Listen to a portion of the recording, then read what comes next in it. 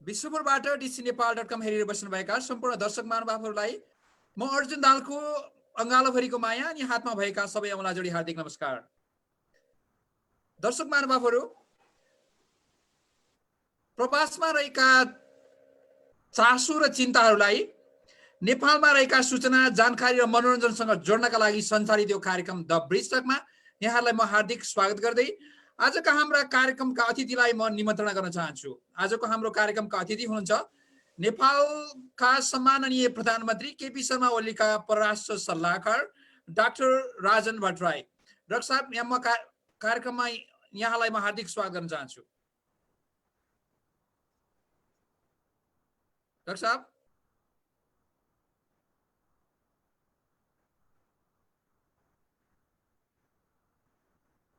Doctor साहब mute भएको छ हजुरको।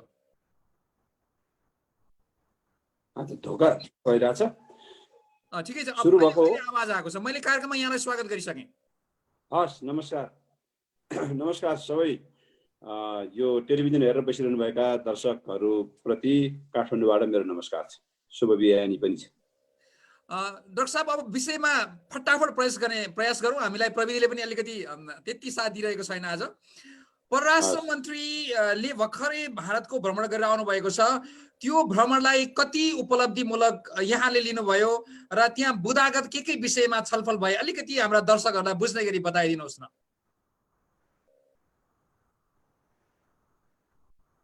परराष्ट्र मन्त्रीज्यूको यो भ्रमण हाम्रो नेपाल भारत सम्बन्धमा रहेका 33-34 वटा जुन बायोलेटरल मेकानिजमहरू छन्, त्यो बायोलेटरल मेकानिजम मध्येको हाइएस्ट लेभलको बायोलेटरल मेकानिजम हो पोलिटिकल तहबाट डिल हुने।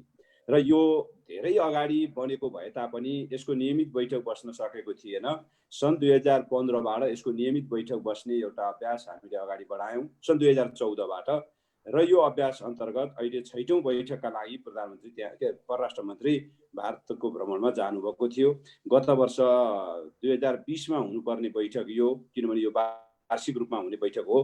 तर 20मा चाहिँ विभिन्न कारणहरूले नेपाल भारत सम्बन्धमा आएका केही चिसोपन र सँगसँगै कोरोनाको कारण यो स्थगित भएको थियो र अहिले 21को सुरुवातमै यो बैठकको आयोजना भएको हो। र 2019मा पनि यो बैठक भएको थियो। र यो बैठक नियमित रूपमा हुने बैठक थियो।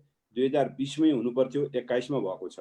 दोस्रो, यहाँहरूले बुझ्ने कुरा के हो भन्दा यो चाहिँ नियमित रूपमा वार्षिक रूपमा हुने बैठकमा हामी नेपाल भारत सम्बन्धका सबै विषयहरू, अरू सबै सेक्टरल मेकानिजमहरू जुन छन्, हाम्रो मन्त्रालय अन्तर्गतका वाणिज्यको आफ्नो छ, कृषिको आफ्नो छ, स्वास्थ्यको आफ्नो खालको छ, सुरक्षाको आफ्नो खालको छ, हैन, जलस्रोतको आफ्नो खालको छ। यी थुप्रै किसिमका बायोलेटरल मेकानिजमहरूमा भएका छलफलहरूको एउटा सामग्रिक मतलब चाहिँ विषयहरू यो परराष्ट्र मन्त्री स्तरीय टेबलमा आउँछ, त्यहाँ छलफल हुने गर्छ। र अहिले पनि त्यही हिसाबले सबै विषयहरूमाथि उहाँहरूको छलफल भएको छ। नीतिगत रूपमा उहाँहरूले एउटा निष्कर्ष निकाल्नु भएको छ ती विषयहरूमाथि। र अब क्रमिक रूपमा त्यो फेरि सेक्टरल रूपमा एक्सपर्ट लेभलमा त्यो छलफल, बायोलेटरल लेभलकै एक्सपर्ट लेभलमा ती छलफलहरू आरम्भ हुनुपर्छ र त्यसका माध्यमबाट अगाडि बढ्नुपर्छ। यो नै यसको अभ्यास हो र त्यही अनुसारका निर्णयहरू अहिले पनि भएका छन्। अब इन्क्लुडिङ सीमाको बारेमा पनि भएको छलफल भएको छ र छलफलमा हामीले स्पष्ट रूपमा कुराकानी उठाएका छौँ। हाम्रा तर्फबाट हामीले यसलाई छिटो टुङ्ग्याउँ भनेर भनिरहेका छौँ। जे अडान हिजो हामीले राख्दै आएका थियौँ, हाम्रो लिम्पियाधुरा, कालापानी, लेकपुटेकदेखि यता सुस्तासम्मको विषयमा यसलाई नेपाल भारत सम्बन्धलाई सहज बाटोतर्फ लिएर जान प्रधानमन्त्रीले पनि बताइरहनु भएको कुरो कि अब यसलाई टुङ्ग्याएर अगाडि जाउँ भन्ने कुरा, त्यही विषय त्यसै हिसाबले अहिले पनि राखिएको छ। अब भारतीय पक्षको रेस्पोन्स यसमा छलफलै नगरिरहेको अवस्थामा छलफलको टेबलमा आइपुगेको छ। तर पनि फेरि हामी जति छिटो यसलाई हामी टुङ्ग्याउन चाहन्छौँ। भारतीय पक्षले त्यो किसिमको तदारकता चाहिँ अलि नदेखाएको हो कि भन्ने हामीलाई परेको छ। भएको यति नै हो। डाक्टर साहब, यो पटक कालापानी, लिम्पियाधुरा र लिपुलेकको बारेमा भारत कुरा गर्न चाहेन र त्यो विषयमा त्यहाँ कुरा पनि उठेन भन्ने खालको कुरा आएको छ। कहाँसम्म सत्य हो डाक्टर साहब? यसमा कति पनि सत्यता छैन। हाम्रो यही दुःखको कुरा, यो देशले दुःख पाउने एउटा कारण यो पनि हो कि हामी आन्तरिक रूपमा गरिरहेका विवादहरू, आन्तरिक रूपमा गरिरहेका झगडाहरू, प्रतिस्पर्धाहरू जे गरिरहेका छौँ त्यसलाई हामी बाह्य पक्षसित जोड्ने हाम्रो अथवा त्यसबाट तुष्टि लिने काम गर्छौँ। जानु अगाडि नै परराष्ट्र मन्त्री जानु अगाडि नै यसपालि त सीमाको एक्नोलेजै नगर्ने भएछ नि भारतले भनेर हामी यहाँ न्युजका हेडलाइन बनाइदियौँ। वास्तवमा राष्ट्रमा बनाउँदैन, उसले नबनाउने हो भने त बनाउनुपर्छ भनेर एक भएर जानुपर्ने। तपाईँ रहेकै मुलुकको म न्युज फलो गर्दाखेरि एकजना अमेरिकन सिपाही कुनै मुलुकमा उसको मृत्यु भयो भने सिङ्गो मतलब चाहिँ चाहे फक्स न्युज होस्, चाहे CNN होस्, चाहे न्युयोर्क टाइम्स होस्, चाहे वासिङटन पोस्ट होस्, सबैले एउटै न्युज बनाउँछन् उनीहरू। किनभने राष्ट्रको मामला हो, राष्ट्रका लागि, राष्ट्रको हितमा त्यो सिपाही उभिएको थियो, त्यसको पक्षमा उभिनुपर्छ भन्ने त्यो कमन सेन्स त्यहाँ चाहिँ प्रिभेल गर्छ।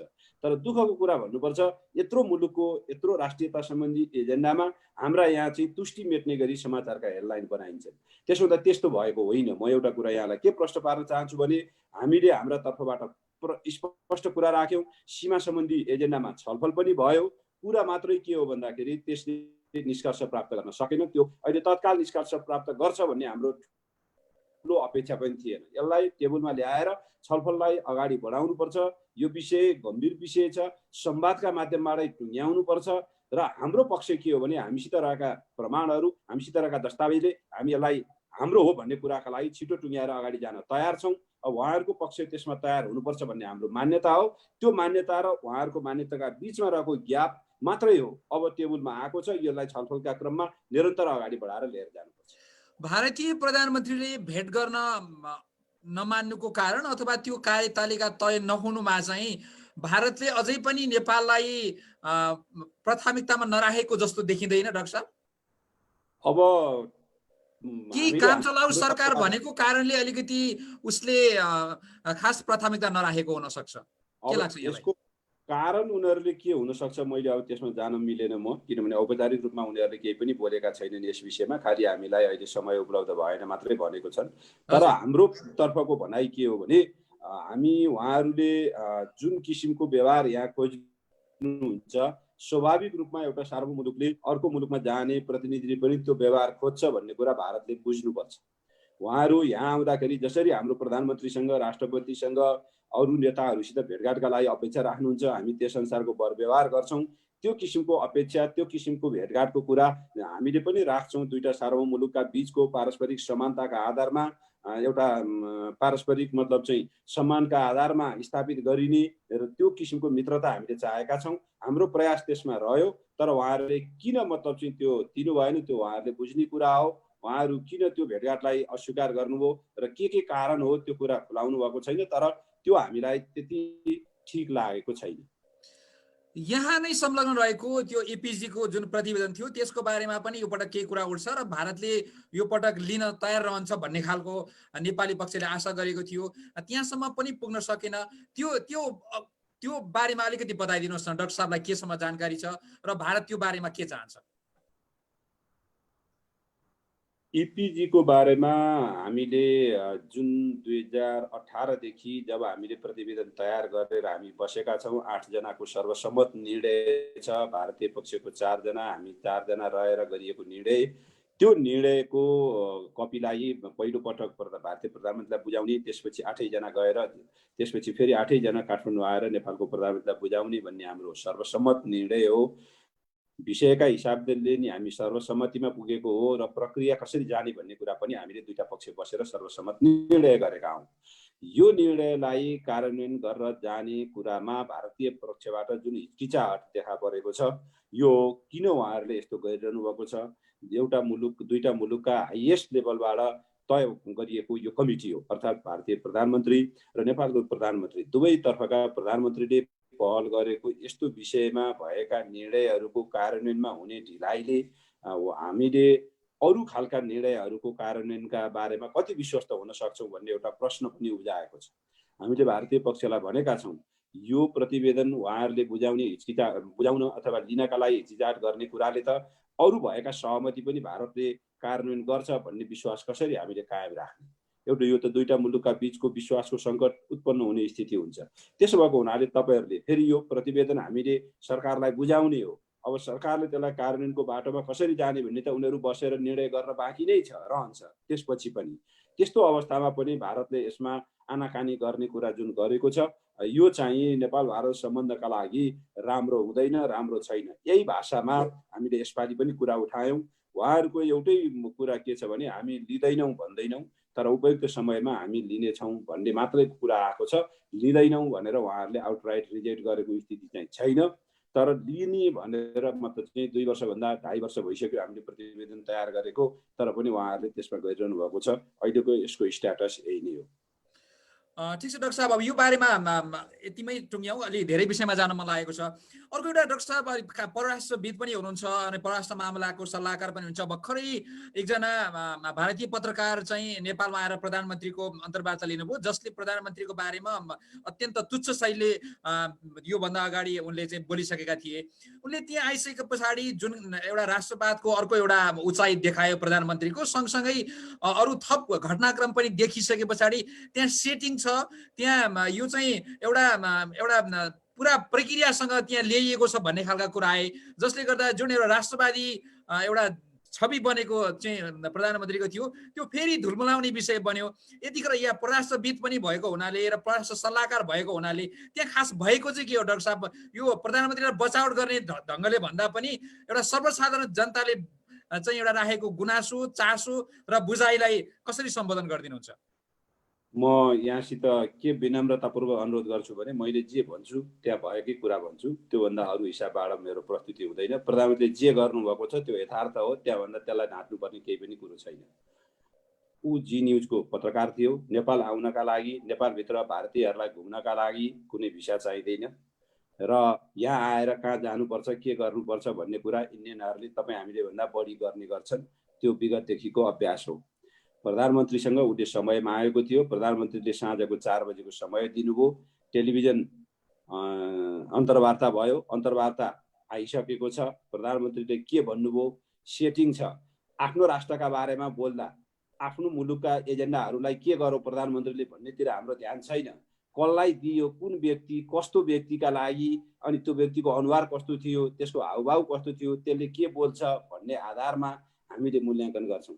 प्रधानमन्त्रीले आफ्नो मुलुकको अडान, हिजो भन्दै आएका कुराहरू, राष्ट्रहितका विषयमा बोलेका कुराहरू सही छन् भने माध्यम त्यसभित्र पनि त्यो भारतीय मतलब चाहिँ टेलिभिजन हिजो हाम्रा विरुद्धमा उग्र रूपले लागेको थियो। आज त्यही उग्र रूपले लाग्ने टेलिभिजन च्यानल मार्फतै आफ्नो मुलुकको हितमा, राष्ट्रको हितमा आफूले लिएका अडानका बारेमा त्यसकै माध्यमबाट भारतीयहरूको बिचमा पुग्ने कुरालाई त्यस अन्यथा रूपमा व्याख्या गर्ने, अन्यथा रूपमा मतलब चाहिँ यसलाई लिएर जाने जुन किसिमको गलत अभ्यासहरू अहिले अरू विषयमा पनि भएको छ, यो विषयमा पनि त्यस किसिमको गलत अभ्यास मात्रै भएको हो। यसलाई अन्यथा लिनुपर्ने, त्यो ढङ्गले जानुपर्ने कुरा छैन। उसले गरेका अनियमित, उसले गरेका त्यहाँ इन्टरभ्यू लिने बाहेक उसित हाम्रो अरू कुनै सम्बन्धको कुरा भएन। ऊ कहाँ जान्छ, ऊ के गर्छ, कसरी घुम्छ, उसले कानुन बमोजिम गरेछ भने त्यो ठिक हुन्छ। उसले नियम नीति हाम्रो तोकिएको कानुनभन्दा फरक ढङ्गले गरेछ भने उसलाई त्यस अनुसारको कारवाही गर्नुपर्छ सम्बन्धित निकायहरूले। यसमा कुनै किसिमको अरू यताउति हेर्नुपर्ने, बुझ्नुपर्ने विषय नै रहेको छैन। सिधा सिधी कुरो छ। पत्रकार आयो, समय लियो, इन्टरभ्यू दियो, हिँड्यो। त्यसपछि उसले के गर्यो त्यो हाम्रो यहाँको कानुन अनुसार मिचेको छ भने त्यसलाई कारवाही गर्नुपर्छ। मिचेको छैन भने उसले त्यो गर्यो, फर्क्यो, त्यसलाई के विषय बनाउने?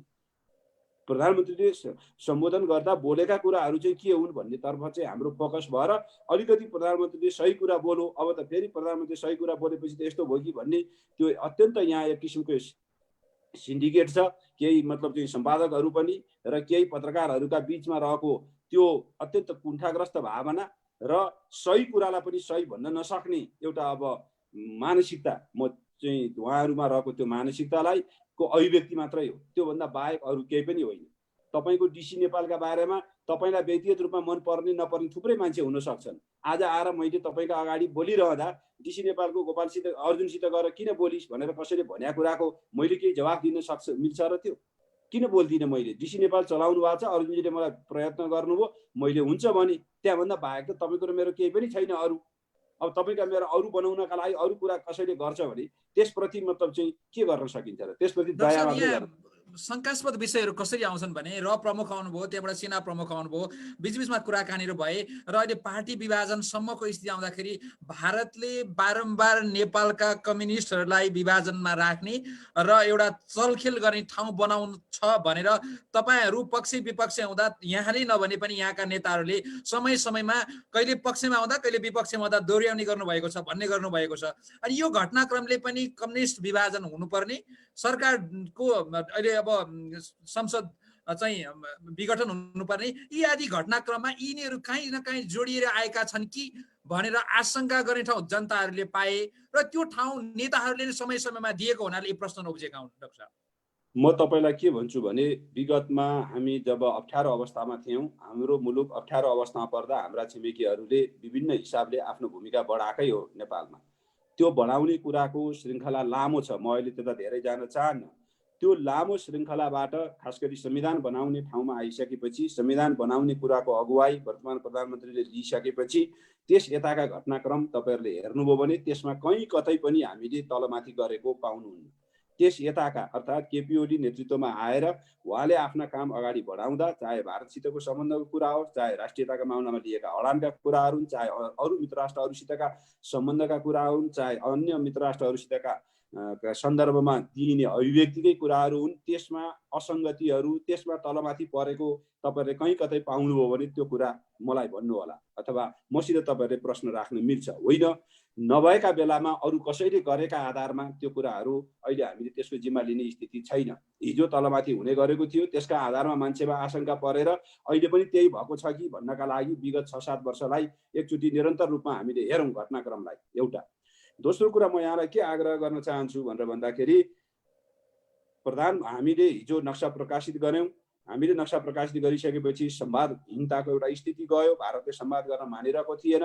संवाद हुनु पर्यो भन्ने हाम्रो चाहिँ चर्को आवाज थियो, हाम्रो पहल पनि थियो, प्रयत्न पनि थियो। यहाँ यिनै साथीहरू संवाद गर्न सकेन, यो प्रधानमन्त्री, यो सरकार असफल भयो, भारतलाई प्रधानमन्त्रीको तहबाट प्रयास हुनुपर्छ भनेर ठुल्ठुला नेताहरू, पूर्व प्रधानमन्त्री भइसकेका नेताहरूले पटक पटक प्रधानमन्त्रीको तहबाट पहल हुनुपर्छ यो वार्ताका लागि, किन भएन भनेर उहाँहरूले आवाज उठाउनुभयो। त्यसपछि अगस्त 15 तारिकका दिन, भारतीय स्वतन्त्रता दिवसका दिन, दुईटा प्रधानमन्त्रीका बीचमा टेलिफोन संवाद भयो। संवाद भइसकेपछि हामी संवादका माध्यमबाट समस्यालाई समाधान गरेर जाने भन्ने विषयमा उहाँहरूको सहमति भयो दुईटा प्रधानमन्त्रीका बीचमा। त्यस पछाडि श्रृङ्खलाबद्ध रूपमा यो प्रधानमन्त्रीको दूतको रूपमा र प्रमुख आए, त्यसपछि परराष्ट्र सचिव आए, त्यसपछि अहिले परराष्ट्र मन्त्री स्तरीय बैठक भएको छ। अरू जलस्रोत सम्बन्धी, वाणिज्य सम्बन्धी सेक्टरल मिटिङहरू पनि द्विपक्षीय रूपमा भएका छन् यो बीचमा। अब के अरे सेना प्रमुखको भ्रमण यो नर्मल कुरा हो, यो चाहिँ हाम्रो एक किसिमको रिचुअल विषय हो, त्यसलाई योसित जोड्नुपर्ने कुनै कारण छैन जस्तो लाग्छ मलाई। यसरी एउटा क्रमिक रूपमा संवादको बाटोतर्फ जानका लागि गरिएका प्रयासलाई अनि संवादमा के भइरहेको छ त्यो कुरातिर मान्छेको ध्यानभन्दा अन्यत्र ध्यानलाई मोडेर अरू विषयतिर तान्ने जुन खालको प्रयत्न भइरहेको छ, डोमेस्टिक इस्युमा ल्याएर अन्तर्राष्ट्रिय इस्युलाई, अन्तर्राष्ट्रिय सम्बन्धलाई अनावश्यक हिसाबले जोड्ने किसिमको कुरा भइरहेको छ। यो कुरा न त हिजो यो वर्तमान सरकार र यसको नेतृत्व गरिएको प्रधानमन्त्रीलाई स्वीकार्य थियो, न त आज स्वीकार्य छ। यो कुनै पनि हिसाबले हाम्रा आन्तरिक मामलाका विषयमा अरूलाई तान्ने कुराको हामी हिजो पनि विपक्षमा आउँ, अरू गएर दिल्लीमा म चाहिँ संविधान बनाउन रोक्छु भन्नेसम्मका कुराहरू गरेर आउँथे, अरू गएर मलाई यो गरिदिएर ऊ गरिदिए भनेर मतलब चाहिँ गर्ने प्रवृत्तिहरू बसाउँदै आएका थिए। त्यो प्रवृत्तिहरूलाई तोडेर त्यो फेरि कुनै हामीले अहिले मौखिक रूपमा मात्रै भनेको विषय होइन, यो घटनाले त्यो कुरा पुष्टि गरिरहेको छ। म तपाईँलाई संविधान भने यताका नाकाबन्दीदेखि, त्यसपछि यताको हामीले चीनसँग गरेका सन्धि सम्झौताका कुरादेखि अहिले पछिल्लो तपाईँले चाहिँ सीमाका बारेमा हामीले लिएको अडान, त्यसपछि सीमासित के अरे अस्ति उहाँले दिएको अन्तर्वार्ताको यी विषयहरूलाई तपाईँ एउटा श्रृङ्खलामा हेर्नुहोस्। कहाँनिर केपी ओलीले बेठिक बोलेको र बेठिक निष्कर्षमा पुगेको, तलमाथि बोलेको, तलमाथि गरेको पाउनुहुन्छ।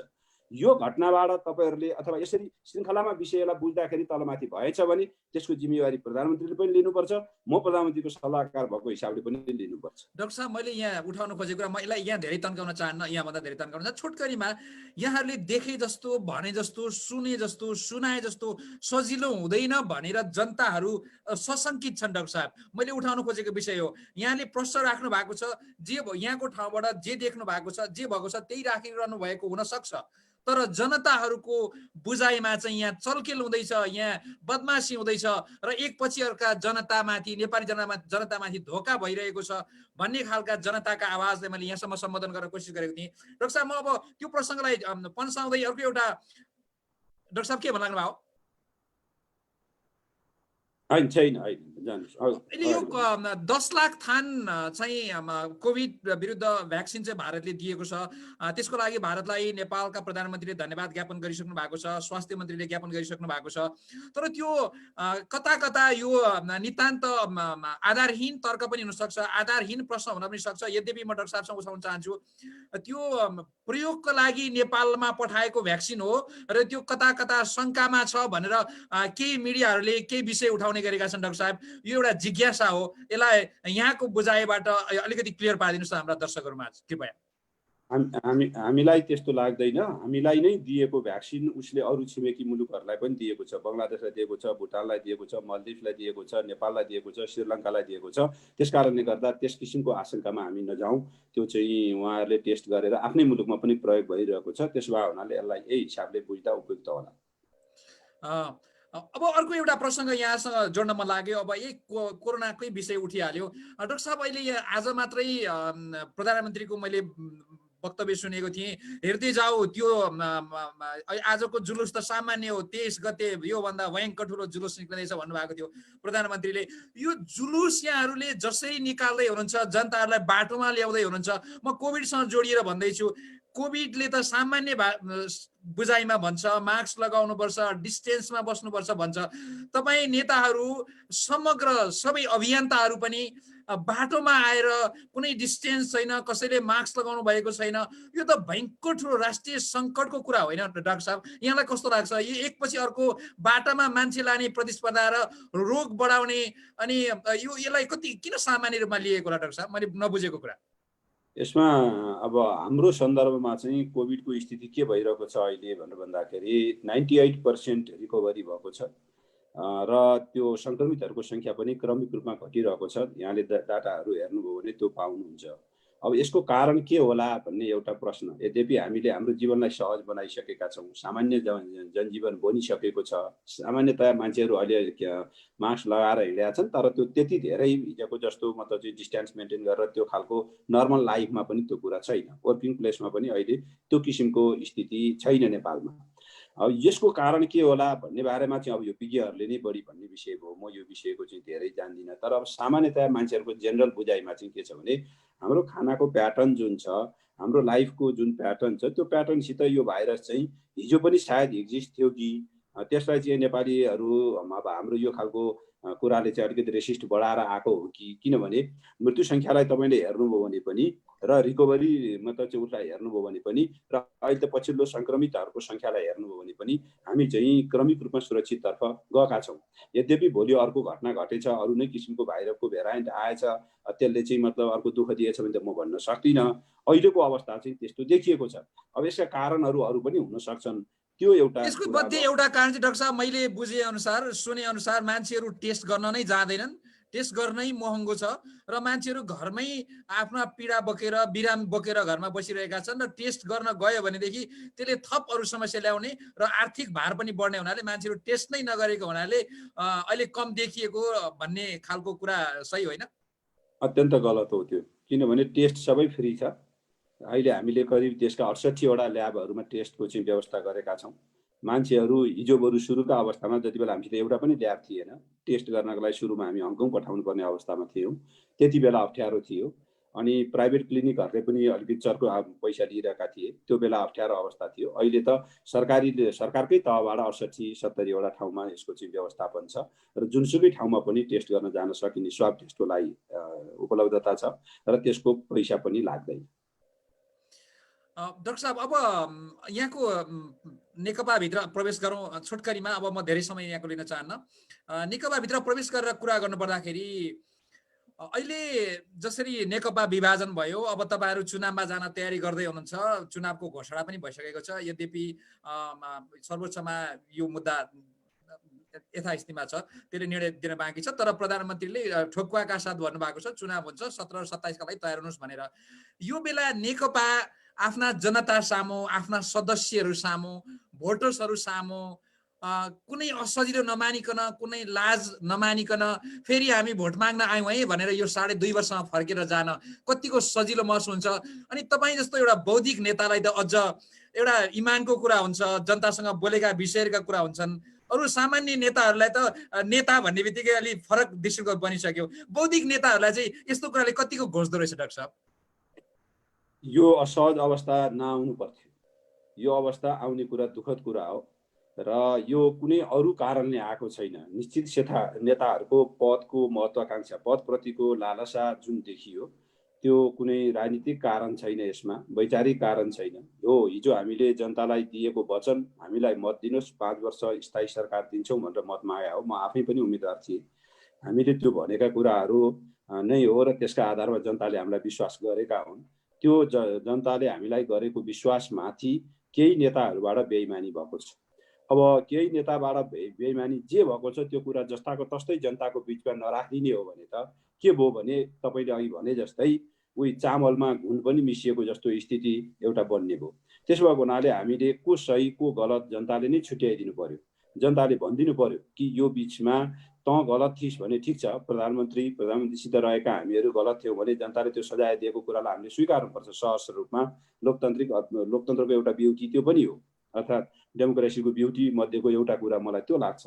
होइन हामी चाहिँ गलत थिएनौँ र यो चाहिँ विग्रह गर्ने पक्ष चाहिँ बढी गलत थियो अर्को भन्यो भने उनीहरूलाई पनि सजाय दिनु पर्यो। किनभने यो पार्टीभित्र मात्रै यसको समाधान गर्ने स्थिति रहेन। यो रुलिङ पार्टी हो र जनताले मतलब चाहिँ निर्वाचित गरेर एउटा अभिभार सुम्पिएका थिए। त्यो अभिभारलाई पुरा गर्ने क्रममा देखिएका त्रुटिहरूमा एउटा पक्षले एउटा कुरा भन्ने र अर्को पक्षले अर्को। 1 वर्ष 1.5 वर्षदेखि हामी लगातार यसको चाहिँ अनावश्यक रूपमा मुलुकको समय, मुलुकको मतलब चाहिँ स्रोत साधन खर्च भइरहेको छ र यही प्रक्रियालाई निरन्तरता दिने कुराले मतलब चाहिँ फेरि पनि अन्योलता सिर्जना गर्छ, फेरि पनि अस्थिरतातर्फ उन्मुख गराउँछ, फेरि पनि संसदभित्र हर्स ट्रेडिङ जस्ता गलत अभ्यासहरू चाहिँ मतलब अगाडि जान खोज्छन्। त्यसो हुनाले अन्तिममा जनतालाई फैसला गर्न दिनु नै उचित हुन्छ भन्ने कुराको निष्कर्षका आधारमा प्रधानमन्त्रीले यो संसद विघटन गरेर निर्वाचनमा जाने निर्णय गर्नुभएको हो।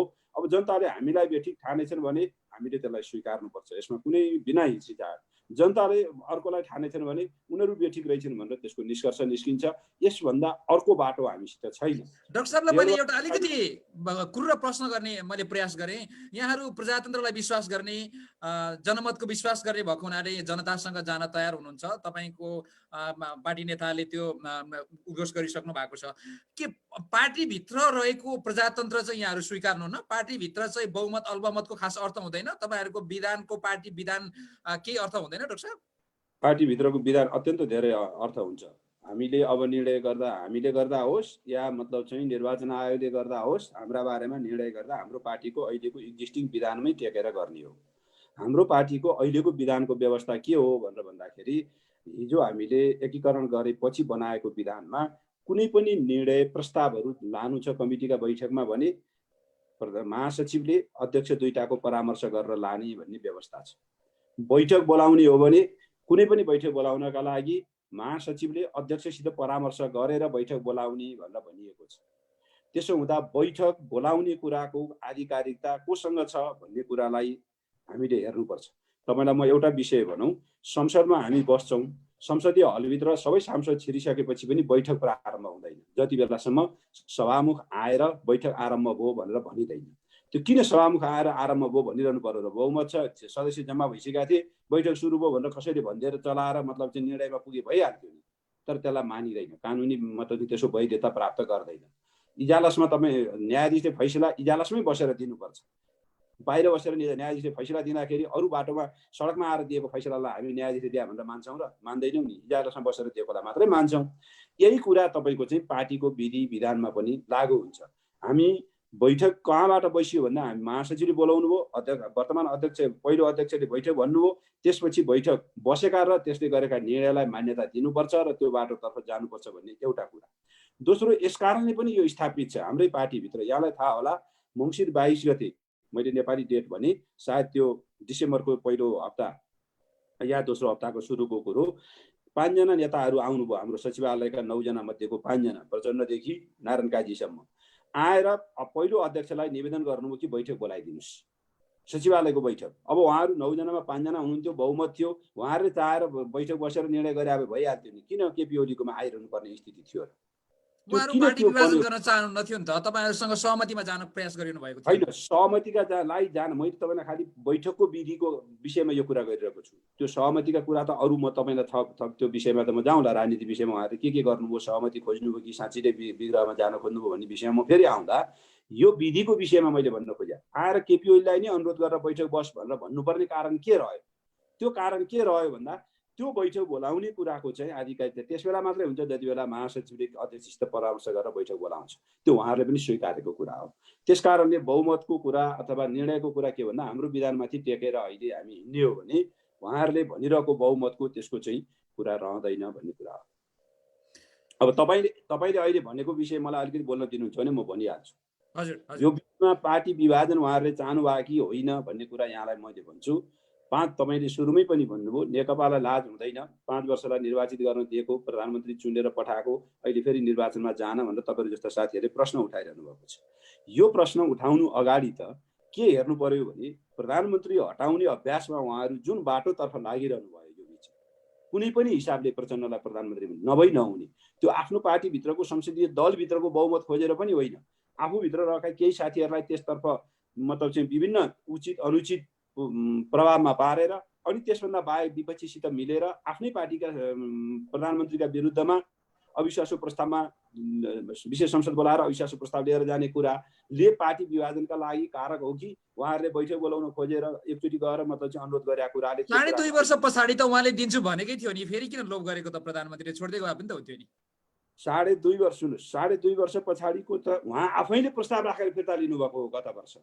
यसमा कुनै प्रधानमन्त्रीको रोल छैन।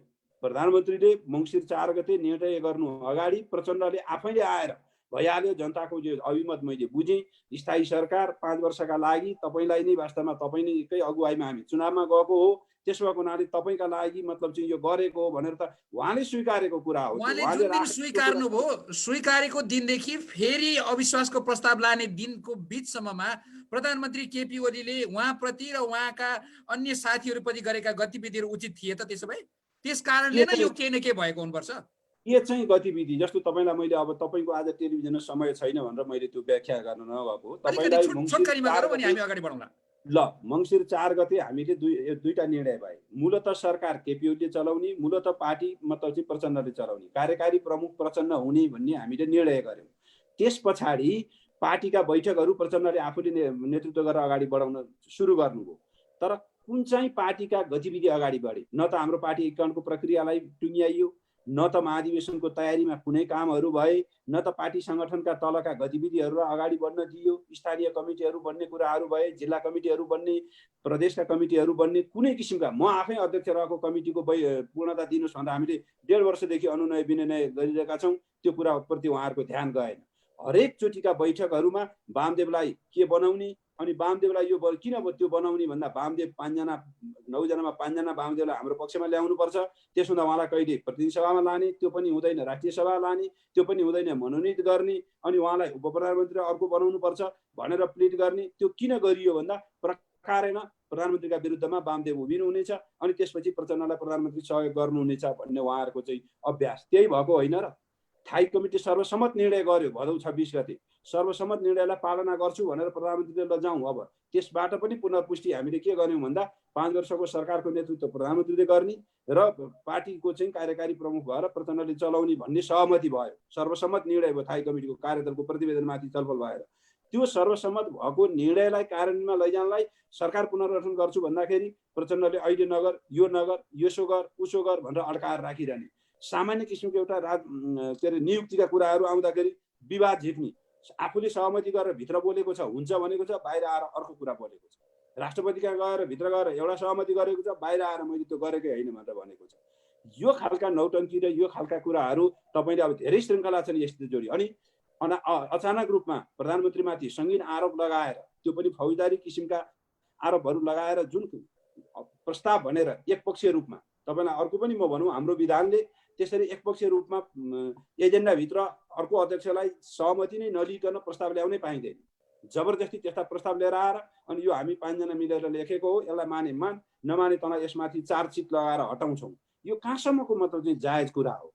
यो कुन विधि, कुन डाक्टर साहब, प्रक्रिया, यो कुन सबै अनुसारको भएको?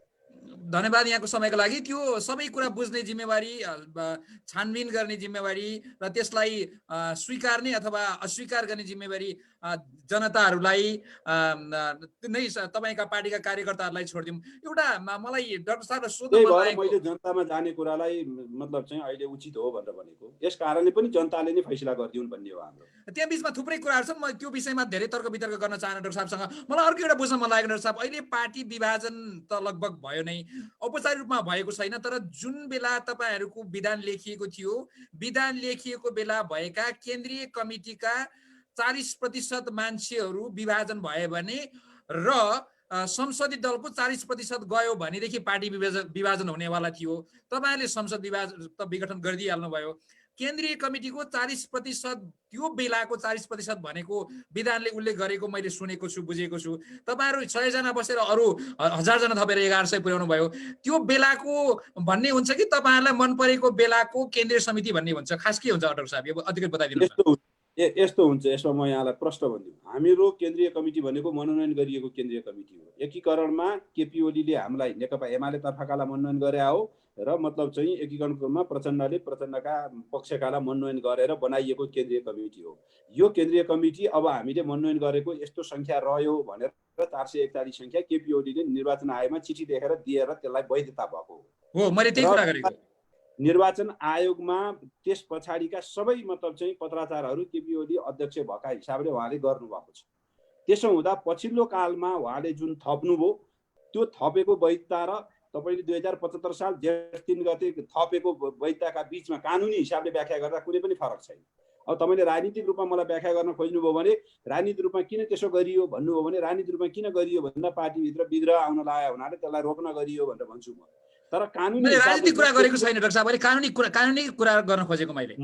कानुनी हिसाबले भन्नुहुन्छ भने केपी ओलीले त्यति बेला गरेको मतलब चाहिँ मनोनयन र निर्वाचन आयोगलाई चिठी लेख्ने कुरा र अहिले निर्वाचन आयोगलाई चिठी लेख्ने कुराको बिचमा कानुनी रूपमा कुनै फरक छैन।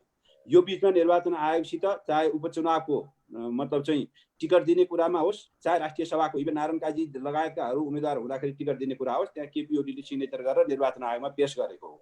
एकल सिग्नेचर चल्ने। अब तपाईँहरूले अरू 2000 जना केन्द्रीय समितिमा मान्छे थप्नु हो भने त्यो निर्वाचन कमिटीले त्यो तपाईँहरूले जुन बेला बुझाएको 441 जना हेर्छ कि तपाईँहरूले जति पनि थप्नुभयो त्यो थपेका मान्छे चाहिँ हेर्छ निर्वाचन कमिटी? अपडेट गर्दै जान पाउँछ। हाम्रो विधान अनुसार हेर्ने हो उसले। हाम्रो विधानमा हामीले यदि विधान संशोधन गरेर त्यसलाई परिवर्तन गरेर यसो गर्यौँ भन्यो भने उसले त्यस अनुसार गर्ने हो। निर्वाचन आयोगले हाम्रो पार्टी चलाइदिने त होइन नि। हाम्रो पार्टी चलाउने त हामीले हो। हाम्रो पार्टीमा कति सङ्ख्या चाहिन्छ, के गर्दा यो पार्टीको चाहिँ राजनीतिक कामहरू ठिक हुन्छन् भन्ने कुरा हामीले गर्ने हो। त्यो विधि सम्मत छ कि छैन, त्यो विधान सम्मत छ कि छैन त्यो पार्टीको भनेर हेर्ने चाहिँ निर्वाचन आयोग हो। त्यसो हुँदा विधान सम्मत छ भने निर्वाचन आयोगले त्यसलाई मान्यता दिनुपर्छ। डाक्टर साहब, अब अर्को एउटा प्रसङ्ग लान चाहन्छु। अहिले खास गरी माधव प्रचण्डको ग्रुप त छँदैछ, त्यसबाट नेपाली काङ्ग्रेस, समाजवादी पार्टी, ठुला मिडियाहरू, नागरिक समाजहरू सबैजना चाहिँ यो प्रधानमन्त्रीको कदमको विपक्षमा भएको देखिया छ। कानुन व्यवसायहरू पनि धेरै मात्रामा चाहिँ केही सर्टेन उनीहरूको एउटा चाहिँ विशेष कारणले बाहेक सामान्यतया चाहिँ माहौल चाहिँ केपी ओलीको विपरीतमा देखिन्छ। तर उहाँ चाहिँ अहिले मिडियामा जाने अनि आमसभाहरूमा गएर रमाइला कुराहरू गरेर अलिकति हल्का विषयले लिएर जनताको माहौललाई तान्ने प्रयास गर्नुभएको छ। तर खास गरी राष्ट्रिय माहौल, राजनैतिक माहौल, पार्टीगत माहौल चाहिँ अलि विपरीत जस्तो देखिन्छ। यहाँ यस्तो बेलामा कसरी तपाईँहरू एक स्टेप अगाडि बढ्न सक्नुहुन्छ? के छ तपाईँहरूको आधारहरू? तपाईँहरूले त्यहाँबाट बस्दाखेरि तपाईँहरूले हेर्ने मेन स्ट्रिम मिडियाहरूका न्युजहरूलाई हेर्दाखेरि बनेको धारणा होला मेरो विचारमा। तर यहाँ ग्राउन्ड रियालिटी फरक छ। ग्राउन्ड रियालिटी तपाईँलाई म सामान्यतया के भन्न सक्छु अहिले तपाईँसित भने, हिजो नेकपा एमाले विभाजन अगाडिको नेकपा एमाले को जुन मतलब चाहिँ शक्ति थियो त्यसको करिब 80% जति शक्ति, एभरेजमा भन्छु म, कुनै जिल्लामा 70 होला, कुनैमा 80 होला, त्यो शक्ति चाहिँ हामीसित आबद्ध भइसकेको छ। यो र निर्वाचितको हकमा भन्नुहुन्छ भने त्योभन्दा राम्रो सङ्ख्या हामीसित आबद्ध भएको छ। तपाईँलाई म 2-3 वटा उदाहरण दिउँ। काठमाडौँकै जिल्लामा हामीले 11 वटा यहाँ नगरपालिका र महानगरपालिका छ। यसमध्ये 7वटा हिजोको नेकपा एमाले जितेको सूर्य चिन्हबाट त्यसमध्येका 6 जना मेयरहरू चाहिँ हामीसित आबद्ध हुनुहुन्छ। त्यसभन्दा बाहेक तपाईँ करिब 90% वडा अध्यक्ष र नससहरू हामीसित निर्वाचित जनप्रतिनिधि हामीसित आबद्ध हुनुहुन्छ। तपाईँलाई अर्को म लुम्बिनी प्रदेशको एउटा उदाहरण दिउँ। त्यहाँ हामीले सूर्य चिन्हबाट जितेको प्रदेश सभा सदस्य 41 जना, 87 जना मध्ये 41 जनामा 40 जना सभासदहरू हामीसित आबद्ध हुनुहुन्छ र उहाँहरूले मतलब चाहिँ हामीसित रहेको आबद्धतालाई पुष्ट्याउनु भएको छ। एकजना बिचमा हुनुभएको छ, उतैको साथी हो तर उहाँमा पनि अलिकति मतलब ढलमल स्थिति भएको छ। यो कुरा तपाईँले देशैभरिको तलको मतलब चाहिँ उसलाई हेर्नुभयो भने, कार्यकर्ता पङ्क्तिलाई हेर्नुभयो भने तपाईँले त्यो पाउनुहुन्छ। अब यहाँ रहेका केही बुद्धिजीवीहरू, नाम चलेका बुद्धिजीवीहरूको आधारमा र पत्र पत्रिकाको आधारमा हेर्नुभयो भने चाहिँ तपाईँहरूले त्यो अहिले तपाईँले भनेको अगाडि भनेको कुरा आउनु अस्वाभाविक म मान्दिनँ। डाक्टर साहब, अब एउटा नि यहाँ अब यो सामान्य कुरा हो तर मलाई ठुलो लागिरहेको छ। अहिले यहाँ विदेश मामिलाको सल्लाहकार हुनुहुन्छ, यद्यपि तपाईँलाई मैले सल्लाहकारकै रूपमा लिएको छु। यो मञ्चमा गएर माइकको अगाडि हिजो गरेका सँगै बसेका सहकर्मीहरूका चाहिँ विपक्षमा अनर्गल शैलीले, अलिकति हल्का शैलीले बोल्न हुँदैन भनेर अलिकति सल्लाह दिन मिल्छ डाक्टर साहब प्रधानमन्त्रीलाई अथवा टिमका साथीहरूलाई? यो मैले यहाँलाई मात्रै भनिरहेको छैन कि तपाईँहरू विरुद्धमा हुँदाखेरि चाहिँ खास गरी तपाईँहरू भन्नेको मतलब अहिले नेताहरू अत्यन्त निकृष्ट भएर विरोध गर्ने र भोलि पार्टी तपाईँहरू एक हुने दिन आउँछ नै जस्तो लाग्छ मलाई, अथवा तपाईँहरू कुनै न कुनै पङ्क्तिमा एक हुने अवस्था आउँछ र फेरि तपाईँहरू अँगालो मार्नुहुन्छ। यति तल्लो स्तरमा गएर गाली गलौज गर्नु उपयुक्त हुँदैन भनेर सल्लाह दिन मिल्छ कि मिल्दैन? डाक्टर साहब, विदेश मामिला सल्लाहकार एउटा सामान्य विषयको सल्लाह। अर्जुनजी, म तपाईँलाई के भन्छु भने सल्लाह दिन एकदम मजाले मिल्छ, त्यसमा त विवादै छैन। मान्छेको प्रस्तुतिका आफ्ना आफ्ना शैली हुन्छ। प्रस्तुतिका शैलीलाई लिएर गरिने टिप्पणीप्रति मैले केही भन्नु छैन। प्रधानमन्त्रीको आफ्नो मतलब चाहिँ एउटा शैली छ, अर्को नेताको अर्को शैली छ। तर म भाषागत हिसाबले, प्रस्तुतिका हिसाबले तपाईँले तुलना गरेर हेर्नुहोस्। तपाईँहरू त्यहाँ बसेर पनि मेरो अनुरोध छ तपाईँहरूलाई, तपाईँहरू यहाँका आएका न्युजका आधारमा मात्रै होइन, त्यो भाषणहरू त अहिले सबै सुन्न पाइन्छ, अडियो सुन्नुहोस्। कसले कस्ता कस्ता शब्द प्रयोग गरेका छन् त्यसलाई तुलना गरेर हेरेर एकचोटि अनि त्यसपछि तपाईँहरूले यो प्रश्न सोधिदिनु भयो भने मलाई चाहिँ ठिक लाग्छ। जवाफका क्रममा भएका कुराहरू एक तहमा मतलब चाहिँ त्यस हिसाबले आयो होला, तर जे कुरा आरोप लगाएर जसरी मतलब चाहिँ प्रधानमन्त्रीप्रति उहाँहरू एक मुखले लाग्नु भएको छ, त्यस किसिमको त्यो स्तरको हामीले त्यो पाएका छैनौँ प्रधानमन्त्रीको तहबाट। केही कुराहरूमा प्रधानमन्त्री होइन यो त नगए भए हुन्थ्यो कि भन्ने कुराहरू हुनसक्छ, त्यो कुरा छलफल हुन्छ पनि, प्रधानमन्त्री हामी भन्छौँ पनि, प्रधानमन्त्री पनि त्यसलाई सहज रूपमा लिनु पनि हुन्छ। तर कुरा के हुन्छ भने तपाईँ हिजोकै मात्रै हेर्नुहोस् न, हिजो प्रधानमन्त्रीले आएर पेशागतको कार्यक्रममा बोलेको अडियो सुन्नुहोस् अथवा भिडियो नै हेर्नुहोस् र तपाईँले त्यहाँ चाहिँ हिजोको भेलामा सभामा उहाँहरूले गरेको सभामा त्यहाँ चाहिँ प्रचण्ड, माधव नेपाल अनि के अरे घनश्याम भुषालसम्मले गरेको भाषणको त्यो एकचोटि सुन्नु होला। यी दुईटालाई तुलना गर्नुभयो भने अनि होइन त तपाईँले त एकै ठाउँमा राखिदिनु भयो, सबैलाई एउटै बास्केटमा हाल्ने, यी उस्तै हुन्, सबैले उस्तै मात्रै गरेका छन् भन्ने मात्रै गरिदिनु भयो भने त त्यो त त्यति न्याय भएन नि। मैले समग्रमा भनेको डाक्टर साहब, समग्रमा त्यस्तो देखिएको छ भन्ने लागेको र मलाई चिन्ता तपाईँहरूको गाली गलौजको मात्रै हो कि भोलि तपाईँहरू मिल्दा तपाईँहरूलाई समस्या हुन्छ भन्ने हो, तपाईँहरूका त्यो दिन आउन सक्छन् भन्ने लाग्छ मलाई। त्यस पछाडि म अर्को एउटा छु, अन्त्यमा आइपुगेको छु डाक्टर साहब। यो अहिले काङ्ग्रेससँग चाहिँ, नेपाली काङ्ग्रेससँग चाहिँ अहिलेको यहाँहरूको खेमा मिल्ने सम्भावना कति छ? कहाँसम्म के खालका गतिविधिहरू भइरहेका छन्? सहकारीका कुराहरू कहाँ के कस्ता हुँदैछन् अलिकति बताइदिनुहोस् न। कुनै पनि अरू किसिमको ऊ विपक्षी पार्टी हो, सत्तासीन हामी विपक्षीसँग अहिले मिल्ने भन्ने खालको कुराहरू अरू कुनै पनि छैन। राष्ट्रिय मुद्दाहरूमा कङ्ग्रेसले निर्वाचनमा जाने कुरालाई सहजता रूपमा लिएको छ। हामीले निर्वाचनको अथवा प्रधानमन्त्री निर्वाचन घोषणा गर्नुभएको छ।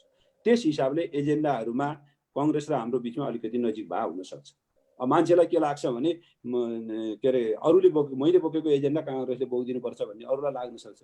कङ्ग्रेसले त्यो कुरा मानेन, कङ्ग्रेस चाहिँ निर्वाचनमा जाने कुरा नै उचित हो भन्ने उसलाई लागेको छ। यद्यपि अदालतको फैसला सुनौँ पर्खौँ भनेर उसले अरू केही मतलब चाहिँ सामान्य किसिमको कार्यक्रम गरिरहेको छ। तर ऊ अदालतको प्रक्रिया पर्खेर निर्वाचन घोषणा गर्यो भने त्यस बाटोतर्फ जाने भनेर कङ्ग्रेस मात्रै होइन, हामीसित विग्रह गरिरहेको पक्ष बाहेक अरू सबै पार्टीहरू निर्वाचनमा जानका लागि तयार छन्। निर्वाचन आयोगमा गएर उनीहरूले सबै निर्वाचन आयोगले तोकेका प्रक्रियाहरूलाई अगाडि बढाइरहेका छन्। यो कुरा हामीले देशव्यापी रूपमा पनि थाहा पाउँछौँ केन्द्रीय निर्वाचन आयोगसित भइरहेका गतिविधिले। त्यसो भएको हुनाले निर्वाचनको माहौल बनिरहेको छ, देशमा निर्वाचन हुन्छ, यस कारणले पनि हामीले त्यो कुरा भनेका हौँ। डाक्टर साहब, अन्तिममा अब तपाईँहरू चुनावमा भोट माग्न जाँदाखेरि हामी देशलाई सृजना बनाउँछौँ, रेल ल्याउँछौँ, पानी जहाज ल्याउँछौँ, यो देशलाई चाहिँ समृद्ध बनाउँछौँ, अब यहाँ विदेशमा कोही जानु पर्दैन, रोजगार गाउँ गाउँमा हुन्छ, घर घरमा हुन्छ, यही नारा लिएर जानुहुन्छ तपाईँहरू फेरि अब जनताको माझ? स्विजरल्यान्ड बनाउँछौँ, सिङ्गापुर बनाउँछौँ भन्ने खालका अभिव्यक्ति हामीबाट आएको छैन। हामी त्यो बनाउँदैनौँ। नेपाललाई नेपाललाई बनाउने हो हामीले। जहाँसम्म रेलको कुरा हो, रेलको कुरा त अगाडि बढिरहेको छ त अर्जुनजी। रेल ल्याउने कुरालाई किन त्यस्तो मतलब चाहिँ यसलाई अनावश्यक रूपमा तपाईँहरू त्यहाँ बसेर कनेक्टिभिटीबाट न्युयोर्क चाहिँ रेलमा आउनु मिल्ने, हामीले यहाँ रेल ल्याउने कुरा चाहिँ त्यहाँ बसेर तपाईँहरूले त्यसलाई चाहिँ हल्का रूपमा ल्याउँदा हिँड्न त मिल्ने तर आउँदैन कि भन्ने नि डाक्टर साहब। हो, त्यही त आउँदैन कि भन्ने कुरा त तपाईँहरूले यथार्थ बुझ्नु पर्यो नि। अहिले डिपिआरको चरणमा छ। रेल ल्याउने कुरो त रातारात आउने कुरो त होइन।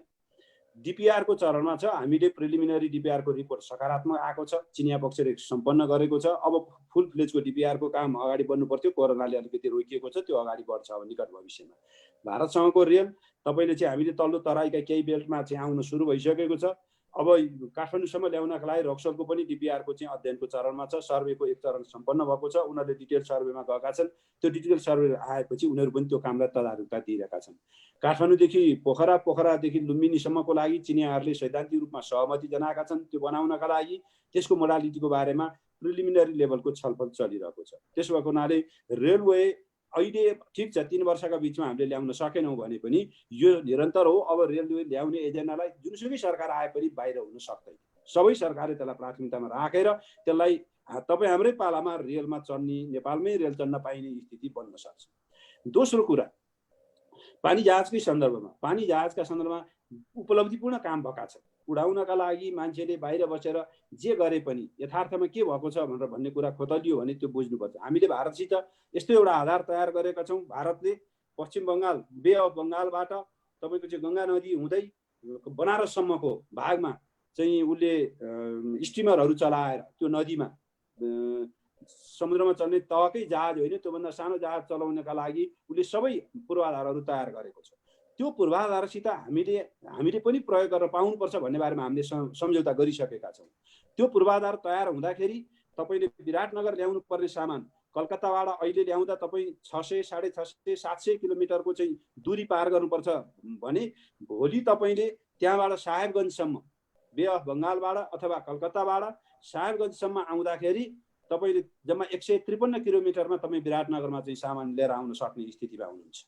त्योभन्दा ओर तपाईँ चाहिँ पटनाको छेउमा अथवा उसमा आउनुभयो भने त्यहाँबाट वीरगञ्ज अझ छोटो हुने स्थिति छ। र तपाईँलाई थाहा होला, जल यातायात स्थल यातायातभन्दा धेरै हिसाबले सस्तो छ। त्यो वातावरणीय हिसाबले पनि राम्रो छ, भोल्युमको हिसाबले पनि धेरै बोक्न सक्छ त्यसले। र त्यसले हाम्रो पारवहनको, असाधारण पारवहनको हाम्रो अहिलेको लोडमाथि कम गराउँछ, त्यसले सहजता गराउँछ। त्यो बाटोतर्फै हामी अगाडि गएका छौँ। र भोलि हाम्रो नदीकै नारायणी नदी जहाँ गएर मतलब चाहिँ गङ्गामा मिसिन्छ, त्यहाँबाट मतलब चाहिँ त्यो जोडेर आउने स्थितिमा हामी चितवनसम्म आउन सक्ने सम्भावना अध्ययनहरू भएका छन्। भलै गङ्गा नदीमा चलेको जत्रो जहाज चल्दैन, त्यहाँ सानो जहाज चल्छ। त्यसो भएको हुनाले कोशी नदीमा भोलि सम्भावना के हुन्छ हामी अध्ययन गराइरहेका छौँ। त्यो स्थितिलाई किन हामीले यसलाई उडाउने, किन हामीले यसलाई गलत भन्ने? आखिर पारवहनको सुविधा राम्रो हुँदा त नेपाली जनताले नै त्यसबाट फाइदा पाउने हो।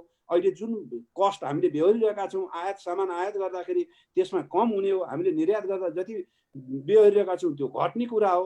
यसलाई अरू हिसाबले व्याख्या गर्नुपर्ने विषय हो र। तर यहाँ त के छ भने हरेक चिजलाई क्षुद्र राजनीतिकरण गर्ने र त्यसबाट तुष्टि मेट्ने के भएको छ भन्ने कुरा, यसले यो गर्न आँटो भनेर खुट्टा तान्ने प्रवृत्ति, यो प्रवृत्तिका कारणले यो भइरहेको छ। यसमा कुनै गलत कुरा भएको छैन, नराम्रो कुरा भएको छैन। प्रयास जारी छ, रातारात हुने कुरा थिएन। प्रविधिको कुरा पनि थियो, अध्ययनको कुरा पनि थियो। त्यो बाटोतर्फ जाने कुराहरू हामीले सही बाटो समातेका छौँ र भोलिको जेनेरेसन त्यहाँ जानै पर्छ, त्यसको विकल्प हामीसित छैन। त्यसो हुँदा यसलाई यस हिसाबले बुझेर हामी अगाडि बढौँ र यस हिसाबले नै गम्भीरतापूर्वक विषयलाई लिएर हामी अगाडि जानुपर्छ भन्ने मलाई लाग्छ। डाक्टर साहब, अब नितान्त अन्तिममा, अब भर्खरै माधव नेपालले भन्नुभयो मलाई जेल लानको लागि जेल तयार हुँदैछ, खाली गरिँदैछ भन्नुभएको छ। तपाईँ त आन्तरिक कुरा पनि बुझ्नुहुन्छ। प्रधानमन्त्रीको खास के हुँदैछ? माधव नेपाललाई जेल हाल्ने तयारी हुँदैछ? कहाँ पुग्दैछ त्यो कुरा? नेपालमा पनि कानुनी राज्य छ, नेपालमा पनि संविधान छ, कानुन छ। मैले चाहेर, प्रधानमन्त्रीले चाहेर कसैलाई जेल पठाउने अनि जेलबाट भन्ने बित्तिकै निकालिदिने भन्ने कुरा हुँदैन, व्यक्तिगत रूपमा हुने कुराहरू होइन नि। उहाँले हिजो गरेका त्रुटिका कारणले म जानुपर्छ भन्ने उहाँलाई लाग्यो भए म भन्न सक्दिनँ। म त उहाँकै सल्लाहकार हुँ, मैले बुझेसम्म उहाँ जेल जानुपर्ने काम उहाँबाट भएको छैन भन्ने मेरो बुझाइ हो। अब उहाँले जेल जानुपर्ने नै काम मैले गरेको छु, म जान्छु भनेर उहाँले भन्नुहुन्छ भने मेरो भन्नु केही छैन। किन जानु भएको रहेछ, जान लाग्नु भएको रहेछ, त्यो मैले त बुझ्नै बाँकी विषय हो। ठिकै छ डाक्टर साहब, अन्तिममा अब चुनाव लड्दाखेरि काठमाडौँबाटै लडिन्छ अनि पहिला यहाँसँग गगन थापासँग विशाल भिडन्त भएको थियो, दुवैजना तपाईँहरू सेलिब्रिटी उम्मेदवार हुनुहुन्थ्यो। अब के छ तयारी, कहाँबाट लड्नुहुन्छ, के छ त्यसको बारे तयारी, के तयारी त्यहाँ पुगेको छैन? त्यहाँ जम्मा 3 महिना बाँकी छ, अब पुरापुरी तयारीमा लाग्नु भएको छ नि? त्यही समय बाँकी छ। मैले हिजो निर्वाचनको क्रममा जनतालाई भनेको म 4 वर्ष तपाईँहरूको बिचमा फेरि आइरहनेछु, अर्को निर्वाचनसम्म। म हारे पनि जिते पनि भनेको थिएँ। त्यस हिसाबले म गइरहेको छु त्यो क्षेत्रमा जानका लागि, त्यहाँका विकास निर्माणसित म जोडिएको छु। तर अब म उम्मेदवार हुने कि नहुने भन्ने पार्टीले तय गर्ने विषय हो। त्यसो हुँदा पार्टीले निर्णय नगरुन्जेली मैले उम्मेदवार भएँ भनेर घोषणा गर्न मिल्दैन। पार्टीले तय गर्यो भने मैले त्यो जिम्मेवारी वहन पनि गर्नुपर्छ। खुसी लाग्यो डाक्टर साहब यहाँको तयार पनि समयको लागि। अन्तमा डिसी नेपाल विश्वभरबाट हेर्नुभएका हाम्रो दर्शक महानुभावहरूलाई छोटकरीमा के भन्न चाहनुहुन्छ डाक्टर साहब? म बाहिर रहेर पनि नेपालको बारेमा यति गहिरो चासो राखेर नेपाल राष्ट्र, आफू जन्मिएको भूमि र आफ्नो मतलब चाहिँ यहाँ रहेका नेपालीहरूप्रति हरेक कोणबाट तपाईँहरूले, चाहे त्यो राजनीतिक होस्, चाहे सामाजिक क्षेत्रको कुरा होस्, चाहे सांस्कृतिक क्षेत्रको, भाषागत क्षेत्रका कुराहरूलाई अगाडि बढाउनका लागि तपाईँहरूले जुन योगदान गर्नुभएको छ त्यो अतुलनीय छ। तपाईँहरू पहिलो जेनेरेसन नै बाहिर गएर यो खालका गतिविधिमा संलग्न हुने कुरा मलाई लाग्छ हामी नेपाली भएका हुनाले अलि बढी सम्भव भएको छ। अरू धेरैले पहिलो जेनेरेसनले यो गरेको हामी पाउँदैनौँ। दोस्रो तेस्रो जेनेरेसन पुग्दा कतिपयले प्रयासहरू गरेको छ। त्यस हुनाले आफू इस्टाब्लिस हुने क्रममा नै मुलुकका लागि, हाम्रो समाजका लागि, आफू जन्मिएको भूमिप्रति, आफ्नो जन्मिएको आफूलाई हुर्काएको संस्कृतिप्रति माया गरेर त्यसलाई अगाडि बढाउन तपाईँहरूले गरिरहनुको यो प्रयासको म प्रशंसा गर्न चाहन्छु र यहाँहरूलाई धेरै धेरै धन्यवाद भन्न चाहन्छु।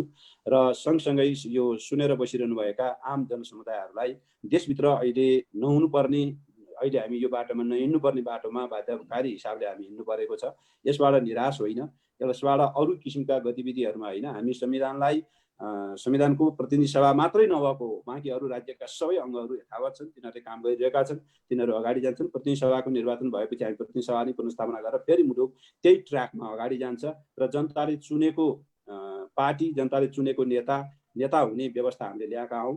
त्यही अभ्यास अरू डेमोक्रेटिक मुलुकमा पनि छ, हामी पनि त्यही अभ्यासमा जाने हौँ। त्यसलाई 5 वर्ष म्याचुर गराएर अगाडि जाँदाखेरि राम्रो हुन्थ्यो। बिचमा परेको छ, यसले धेरै बिग्रेको केही पनि छैन। जसरी बिग्रियो भन्न खोजिएको छ त्यतातर्फ यहाँहरूको ध्यान जानुपर्ने अवस्था छैन।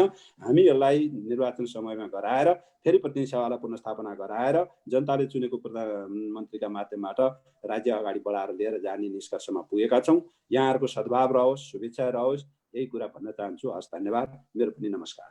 धेरै धेरै धन्यवाद दर्शक महानुभावहरू। कार्यक्रम द ब्रिज तकबाट म अर्जुन दाहाललाई पनि बिदा दिनुहोस् र आजका हाम्रो अतिथि प्रधानमन्त्रीका परराष्ट्र मामिला सल्लाहकार डाक्टर राजन भट्टराईलाई पनि बिदा दिनुहोस्। नमस्ते।